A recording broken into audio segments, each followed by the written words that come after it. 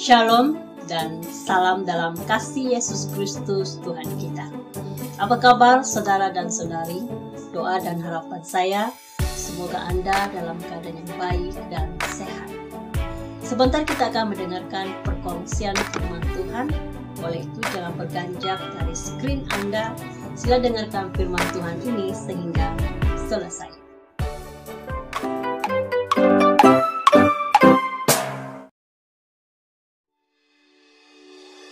Tema firman Tuhan pada kali ini yaitu Allah peduli dan Allah mengerti. Tahukah saudara, siapapun saudara pada hari ini, dimanapun saudara berada, Allah peduli padamu. Kepedulian Allah bukan saja kepada orang-orang yang sudah percaya dan menerima Tuhan sebagai Juru Selamat. Kepedulian Allah adalah untuk semua makhluk ciptaannya, termasuklah hewan dan tumbuh-tumbuhan. Segala sesuatu yang Tuhan ciptakan itu hanya untuk Dia. Tuhan ciptakan hanya untuknya. Sebab itu Allah sangat-sangat peduli akan kehidupan kita, siapapun kita pada hari ini. Saudara, ada banyak perkara yang luar biasa terjadi di dalam dunia ini sejak kebelakangan ini. Satu dunia dilanda wabak penyakit. Dan juga ada beberapa tempat dilanda bencana alam. Hujan berturut-turut, banjir, gempa bumi, gunung berapi. Ada banyak kehilangan, ada banyak kerusakan dan kerugian yang dialami. Ada yang kehilangan sumber pendapatannya. Ada yang sumber pendapatannya berkurangan. Juga ada yang kehilangan segala-galanya. Tidak punya persiapan untuk menghadapi. Tiba-tiba dilanda bencana. Tiba-tiba segala yang ia punya hilang ranap begitu saja.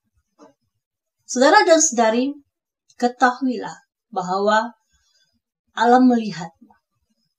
Allah peduli padamu, siapapun engkau pada hari ini. Mungkin kita mau tahu jalan penyelesaian dari masalah kita. Bagaimana kita boleh bertahan menghadapi hidup kita di saat kita dilanda wabak penyakit. Di saat kita kehilangan banyak hal dalam hidup kita. Bagaimana kita boleh bertahan? Bagaimana kita bisa berpikir dengan waras dalam hidup kita? Bagaimana kita bisa menghadapi semuanya ini? Satu perkara yang harus kita ketahui bahwa Allah sangat peduli. Allah peduli akan keperluan jasmani kita. Kalau kita melihat dalam Alkitab, yaitu kita lihat di dalam Lukas pasal 12, Lukas 12 ayat 29 hingga ayat yang ke-31 berkata demikian. Jadi janganlah kamu mempersoalkan apa yang akan kamu makan atau apa yang akan kamu minum, dan janganlah cemas hatimu. Semua itu dicari bangsa-bangsa di dunia yang tidak mengenal Allah. Akan tetapi Bapamu tahu bahwa kamu memang memerlukan semuanya itu. Tetapi carilah kerajaannya, maka semuanya itu akan ditambahkan juga kepadamu. Saudara dan saudari, kunci penyelesaian masalah kita di saat-saat kita buntu, di saat-saat kita kehilangan segalanya, kuncinya mengenal Allah. Tuhan berkata Dia tahu bahwa kita memerlukan semuanya itu. Tuhan tahu bahwa kita memerlukan pakaian, minuman, tempat tinggal, dan segalanya. Tuhan tahu. Tapi Tuhan berkata, janganlah kamu menjadi seperti orang-orang yang tidak mengenal Allah. Jadi kuncinya, kita boleh bertahan, boleh mendapatkan kembali, memperoleh untuk memenuhi keperluan kita. Yang pertama sekali yaitu mengenal Allah. Harus mengenal Allah.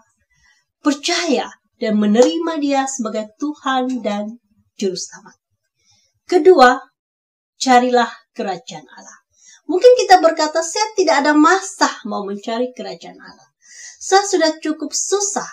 Pikiran saya sudah buntu. Saya tidak tahu apa lagi mau dibuat. Bagaimana saya ada masa? Bagaimana saya bisa berpikir untuk mencari kerajaan Allah? Bagaimana kita mencari kerajaan Allah, saudara? Mencari kerajaan Allah itu asasnya, yaitu kita memperbaiki hubungan kita dengan Tuhan. Kita berhubungan dengan Tuhan. Bagaimana kita berhubungan dengan Tuhan? Kita cuma perlu bercakap-cakap, bercerita, memberitahu Tuhan segala apa yang kita rasa. Kekecewaan, kesakitan, keperitan, kesedihan yang kita rasakan. Kita beritahu apa yang kita perlukan, apa yang kita maukan. Tuhan kata, mintalah, maka akan diberikan. Ketuklah pintu, maka pintu akan dibuka. Maksudnya harus ada tindakan, harus ada perbuatan, harus ada permintaan. Sungguh pun Tuhan melihat dan mengetahuimu, tetapi Tuhan menghendaki engkau mencarinya. Engkau datang kepadanya. Engkau berbicara kepadanya. Engkau memintanya. Carilah kerajaan Allah. Tuhan ingin berhubungan denganmu. Tuhan ingin berhubungan dengan kita. Tuhan ingin mendengarmu, memintanya, berbicaranya dengan hati, dengan pikiran, dengan jiwamu. Bahwa kita sungguh-sungguh hanya berharap kepadanya. Jadi saudara dan saudari, kunci untuk memulihkan hidup kita, kunci untuk kita boleh bertahan menghadapi badai hidup ini, yaitu mengenal Allah, percaya dan menerima Dia sebagai Tuhan dan Juru Selamat, dan mencari kerajaan Allah, berhubungan dengan Allah. Setiap hari memperbaiki hubungan dengan Allah, semakin baik, semakin baik. Ini adalah rahasia. Karena Tuhan berkata, maka semuanya akan ditambahkannya kepadamu. Ya. Kalau kita lihat di sana, tetapi carilah kerajaannya, maka semuanya itu akan ditambahkan juga kepadamu. Akan ditambahkan juga kepadamu. Itu janji Tuhan, saudara. Janji Tuhan.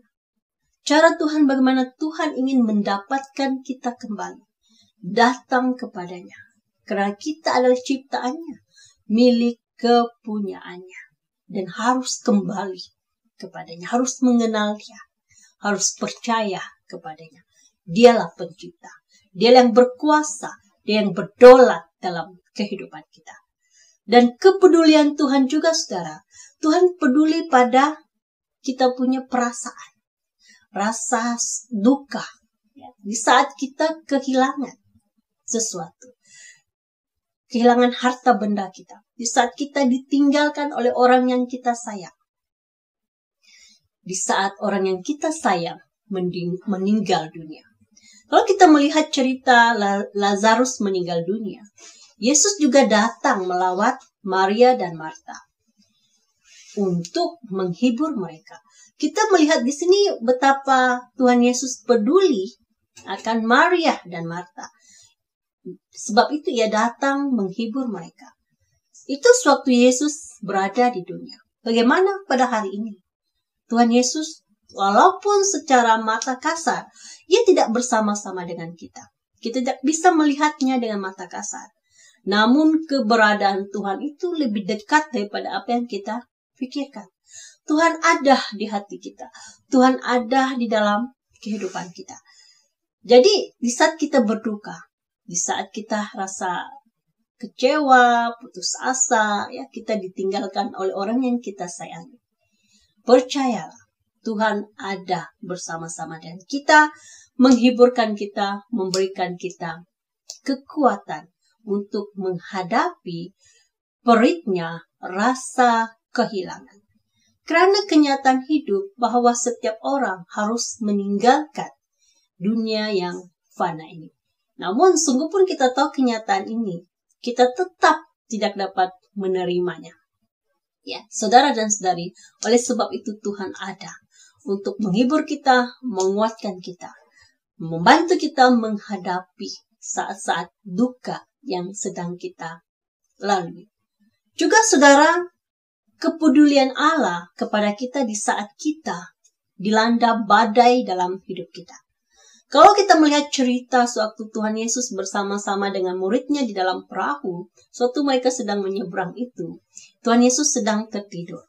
Dan tiba-tiba badai ya datang, ribut. Dan perahu mereka terombang-ambing. Dan murid-murid Tuhan Yesus sangat takut sehingga mereka berteriak membangunkan Tuhan Yesus. Mereka berkata, tidakkah engkau peduli? Ya. Mereka takut. Kalau kita melihat sebelum kejadian itu, bahwa murid-murid Tuhan Yesus ini, mereka sudah melihat Tuhan Yesus telah melakukan banyak mujizat. Dan mereka tahu kalau Yesus itu adalah Tuhan.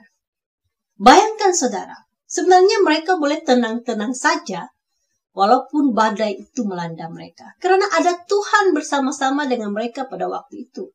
Tuhan yang berkuasa. Walaupun bagaimana ribut itu sekalipun, tidak mungkin badai itu boleh menenggelamkan mereka. Boleh boleh membuatkan perahu mereka terbalik. Tidak mungkin, so ada Tuhan bersama-sama dengan mereka.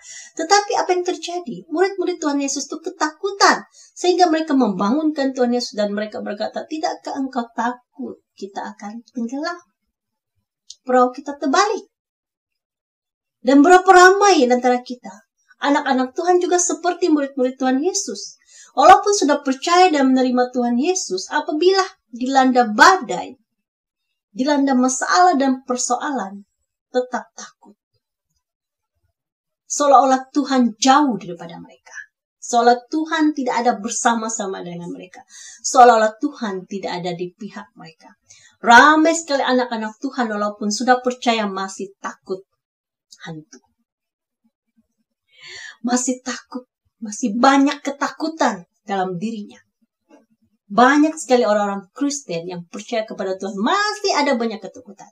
Saudara dan saudari, ketakutan kita hanya untuk satu, yaitu Tuhan, Allah. Ketakutan yang disertai dengan rasa hormat, tertib, sopan, hanya untuk Tuhan. Jadi saudara dan saudari, apapun badai yang sedang kita hadapi pada hari ini, jangan takut. Karena kita harus sadar, harus tahu bahwa Tuhan ada bersama-sama dengan kita. Itulah namanya beriman. Beriman. Apapun masalah kita, apapun persoalan kita, kalau kita sudah beritahu Tuhan, sudah berserah, menyerahkannya, mempercayakannya kepada Tuhan, kita percaya bahwa Tuhan pasti memberi kita jalan penyelesaian. Dan kepedulian Tuhan juga, pengertian Tuhan juga kepada kita bukan saja akan keperluan jasmani kita, bukan saja soal perasaan kita, tapi Tuhan juga peduli ya akan keselamatan jiwa kita. Tuhan peduli keselamatan jiwa kita. Kalau Tuhan peduli keperluan jasmani kita di dunia ini, terlebih lagi kita punya jiwa. Tuhan telah menciptakan kita. Jadi apa yang diciptakannya itu hanya untuk dia. Neraka Tuhan cipta bukan untuk manusia. Tetapi neraka itu adalah untuk iblis. Dan pengikut-pengikutnya. Dan kita adalah ciptaan Tuhan. Dan ciptaan Tuhan itu Tuhan menginginkan hanya untuknya. Sebab itu Tuhan sanggup datang ke dunia ini merendahkan dirinya. Karena dia satu-satunya yang sempurna. Yang berkuasa, yang mampu mengalahkan dosa dan maut. Sebab itu Tuhan datang ke dunia. Karena dia peduli akan keselamatan jiwa saya, saudara dan saudari. Apabila kita sudah diselamatkan oleh Tuhan, percayalah saudara, apapun kesusahan yang melanda kita pada hari ini, tidak ada satupun, baik kesusahan, bencana, apapun itu saudara. Kekayaan, kemewahan, kebaikan, apapun itu tidak akan mampu memisahkan Allah dari kita. Bahkan kuasa apapun yang ada di dunia ini tidak mampu memisahkan kita dengan Allah. Karena Tuhan, Allah tidak ingin berpisah dengan kita. Mari kita lihat kitab kita, yaitu di dalam Roma pasal 8 ayat 35 dan ayat yang ke-39. Mari kita membacakannya. Bermula daripada ayat 35. Siapakah yang akan memisahkan kita dari kasih Kristus?